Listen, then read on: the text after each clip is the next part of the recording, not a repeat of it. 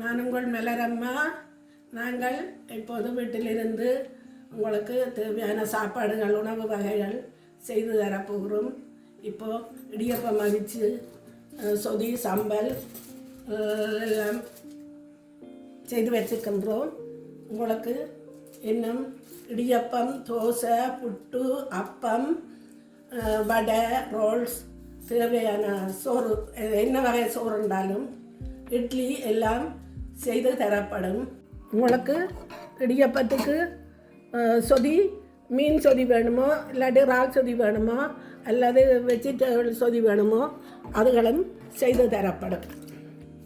நீங்கள் இதிலே நான் போடும் ஃபோன் நம்பருக்கு நீங்கள் என்னுடன் தொடர்பு கொள்ளுங்க.